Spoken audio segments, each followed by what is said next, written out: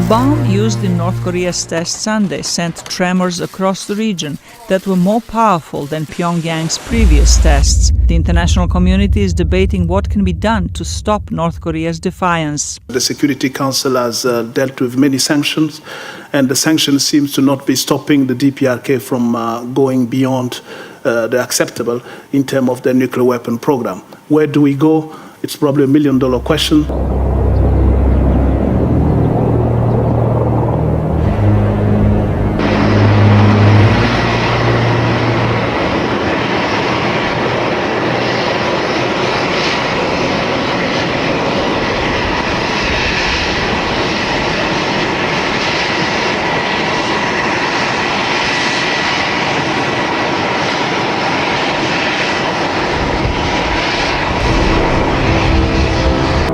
Seen any significant U.S. military movement that would suggest there is really a war about to break out. We hear a lot of words, a lot of threats, and we know that North Korea has been building its arsenal. But I don't think we're at that moment of imminent war. I don't think we are at that moment of imminent war. Attacking North Korea would have disastrous consequences immediately. Millions of casualties in the Korean Peninsula, Japan, a lot of Americans as well, American troops. Well, the complication is in a relatively short period of time. So excessive shows of force, or even minimal shows of force, are really sort of a last resort type of situation when dealing with this problem. The idea of building up a nuclear arsenal, I believe, with North Korea, is to prevent regime change. I don't think that they want war. I don't think that anyone on that peninsula or anywhere in Asia really wants armed conflict.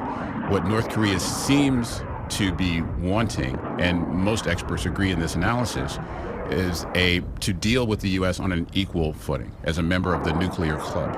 And once they have that nuclear capability in place, that precludes regime change, which is most important to Kim. He is trying to solidify his base, solidify his position, and his nuclear buildup is really a strategy for that particular outcome.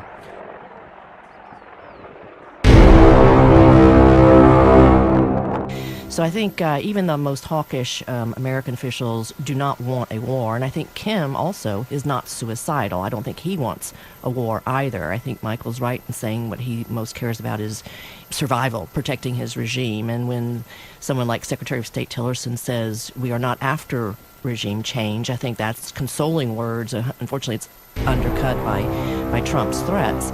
Trump has asked China to use its influence on Pyongyang to curb its nuclear ambitions, but on Sunday he tweeted that China has had little success and that North Korea is becoming an embarrassment for Beijing.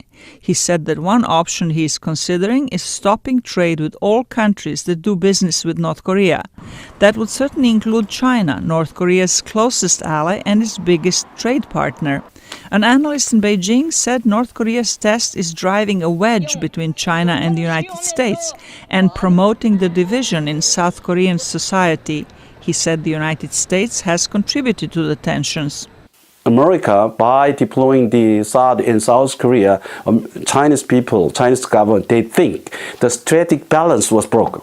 And also in this process, South Korea is sided with America. It naturally also widened the distance between China and South Korea. Naturally, it also widened the distance between China and America. Despite the strong opposition of local residents, that deployment will proceed as planned, albeit temporarily, in Seongju County, a move deemed necessary for national security. Kim Hyun-bin updates us on the situation linked to the missile defense system. South Korea's Vice Defense Minister Seo Ju-seok said on Tuesday that the 4 remaining THAAD launchers will be installed on a temporary basis to better defend against North Korea's growing nuclear and missile threats. North Korea conducted its 6th nuclear test and is expected to launch another long-range missile. So enhancing our missile defense is crucial. Seongju residents are strongly against installing the remaining 4 THAAD launchers, but we will continue our efforts to persuade them. Local residents have strongly protested the deployment, saying the decision was made hastily without due procedures. The government conducted a small-scale environmental study late last year and plans to carry out a full survey of the THAAD site before making the final decision to permanently deploy the system. Seoul stressed that if Seoul and Washington decide to make the deployment final, then the process will be transparent. We will temporarily install the launchers to counter North's nuclear and missile threats. But if we decide to permanently install THAAD, we will be transparent and go through a democratic procedure. We will take into account the results of the environmental assessment and the opinions of local residents before making the decision. A THAAD battery consists of 6 launchers, a fire control and communications unit, and an X-band radar. Currently, most of the THAAD equipment is installed at the new U.S. base in Seongju, except for 4 launchers. Seoul and Washington will decide the appropriate time to install the 4 additional launchers, and many experts expect it to take place sometime this week. So for North Korea, it's a very strategic case. The Chinese analyst says North Korea is desperate to develop nuclear weapons because it feels it is surrounded by enemies. He says the United States, Japan and South Korea need to step up the dialogue with Pyongyang and work to reduce North Korea's security concerns. Trump tweeted that appeasement does not work with North Korea and said he would discuss other options with his military officials. Most Western leaders say there is no military option for the Korean peninsula. The distance between North Korea and Seoul is very, very small. They could basically vaporize large parts of the South Korean population, even with conventional weapons. So, that's not really very easy to threaten and to deliver. European Union leaders are calling for tougher economic sanctions against Pyongyang and say that China and Russia, as its biggest trade partners, have the most responsibility in making sure they are enforced. United Nations Secretary General Antonio Guterres condemned the test as profoundly destabilizing for regional security. International Atomic Energy Agency Director General Yukiya Amano says Pyongyang needs to comply with all existing UN resolutions.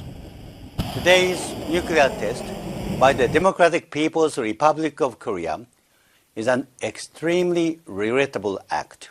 President Moon Jae-in talked to numerous world leaders following North Korea's nuclear provocation.